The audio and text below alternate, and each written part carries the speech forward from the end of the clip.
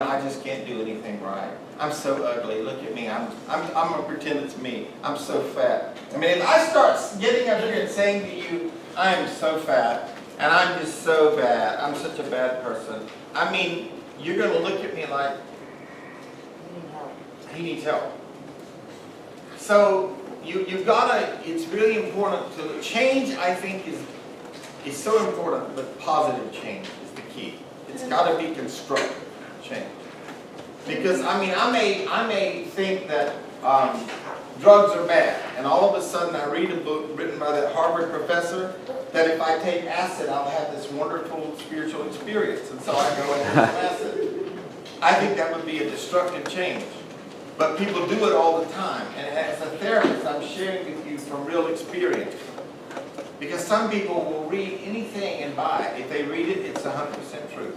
Just because it's in black and white print, they think, oh, well, I'll buy into that. So it's always got to be in adherence with what Allah has commanded. That's a great question. I love that. True to yourself. Yeah, you've got to be true to yourself. You're changing to accommodate other people as well. I want to talk more about stubbornness, and I want you to participate with me because that's the lesson today. We've looked at the Israelites and we've studied their stubbornness, and I want to talk to you about some therapeutic stuff and stubbornness. Yes, sister? If you're stubborn and arrogant and you've been that way for a while, is it possible to change that in 1 month? Yes, it is. Absolutely. Absolutely. Yes. If you are conscious that I really want to change this arrogance in me, I want to change this stubbornness, and you ask Allah, oh Allah, give me the strength and the courage to change my stubbornness. I don't want to be like the Israelites. I want to be obedient. I want to be flexible. I want to be coachable. You see, if you look at some of the scholars of Islam, if people sought advice from them, they would say to them, are you going to take my advice? And if they said no, then they'd say, I don't have any advice for you. In the Bible it says, don't cast your pearls before the swine. So a lot of times when people start telling, they come to me for advice. They say they want advice, but they don't want advice. They want me to say what they like to hear. And as soon as I don't say what they want to hear, then they start arguing with me. And I'll say to them, I'm not here to argue with you. I think you came to me for advice. Am I misunderstanding you? I don't want to argue with anyone. That's not my sunnah. I'm not into arguing. I just don't enjoy it. So, stubbornness is a basic character flaw or personality defect. It's one of the 7 possible chief features, and it's often said to be adopted in adolescence to protect the self at the level of the false personality. And that is, the false personality is the personality, the part of the personality is motivated by fear. So let's say, for example, I don't want to change that because I'm afraid to make fun of me. I don't want to change that because I'm afraid my husband might take advantage of me. I don't want to change that because I'm afraid so-and-so and so-and-so. And we have to examine that fear and that insecurity. Has that insecurity got anything to do with Allah and His Messenger? So we always have to be examining our fear. Now, I taught you not long ago about fear. What did I teach you about fear? Fear is what? Lack of faith. Fear is a lack of faith. It is the opposite of faith. It is sand in the machinery of life. Job 3:25 said, For the thing which I have greatly feared is come upon me, that which I was afraid of is coming to me. Oftentimes, fear is a self-fulfilling prophecy, folks. I'm so afraid if I underdrop, I'm going to have an accident. What happens to those people? They have an accident. They have accidents. I'm so afraid if I do this, my mama's going to wear my behind parts out. What happens? You get your behind parts well. I don't want to change my doctrine. So, stubbornness is the tendency to resist any form of change. It is defined as refusing to move or change one's opinion, the trait of being difficult to handle or overcome, resolute adherence to your own ideas or desires, the true personality versus the false personality. The true personality is you are born on the fitra. You were born in submission to Allah. You were born not knowing how to lie, not knowing how to steal, not knowing how to rape, not knowing how to curse.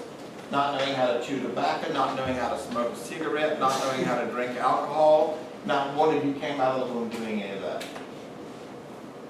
That was your true nature, the fitra. But you learned a false personality and you adopted that stuff and you said, this is me. And we'll hear our children say, Mama, this is me though. Why do you want me to be somebody else? We want you to be on the fitra of Allah. The sirat al-mustaqim. The straight path, because that's what's beneficial to you.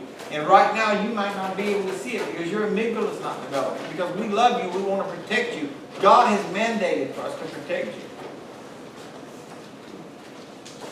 The person with stubbornness is driven by a fundamental resistance to being forced to do anything or experience anything against his will.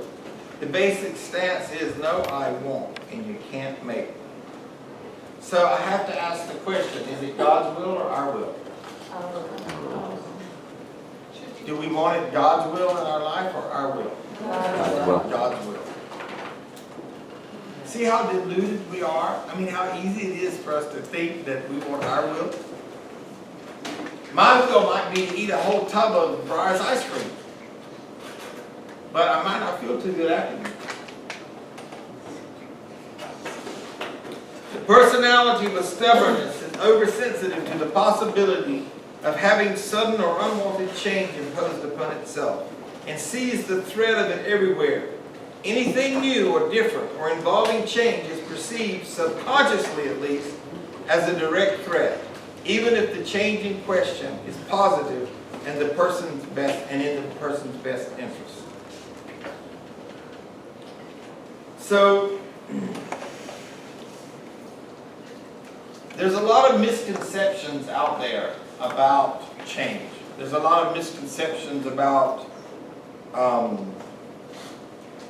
new situations. And we have to change our thinking. A lot of us really do have erroneous thinking. We are scared of the unseen. And we need to examine that. If I'm scared of a new job, why am I scared of a new job? That new job may mean that I could make... I'll give a perfect example. For 11 years as an imam, I earned $27,000 a year and I had 4 children to feed. If I had been scared to go to the Bureau of Prisons and within a year, I went immediately to $60,000 a year, and within a year I went up to $80,000.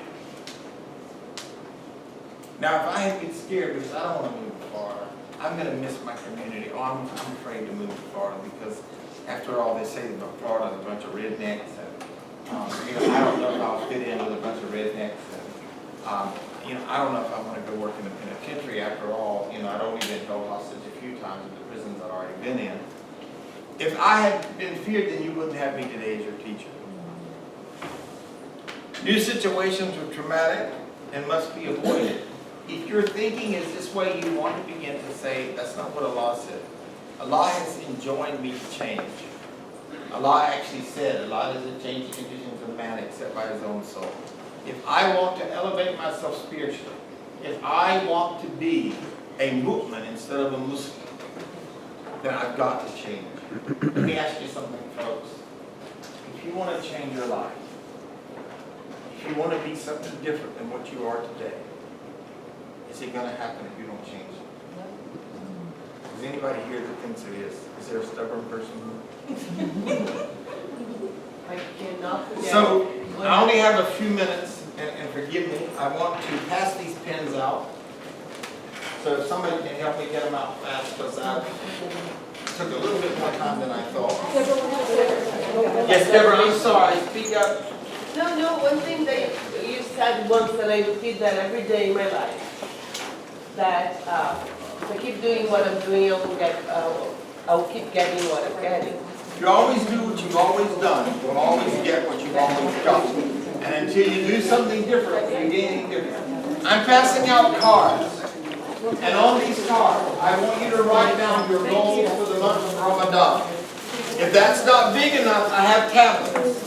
If you'd like to write 30 goals down, I've got this for the really big ones that are really in the change. I can give you one of these. But I want you to make some goals, folks.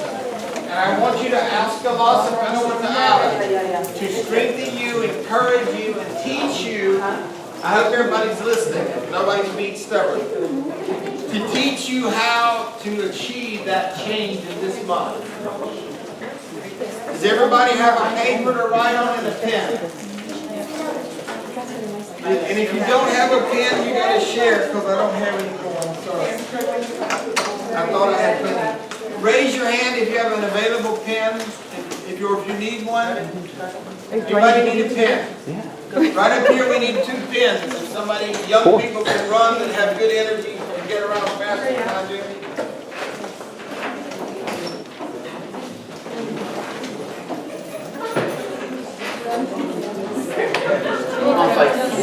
Mom, like.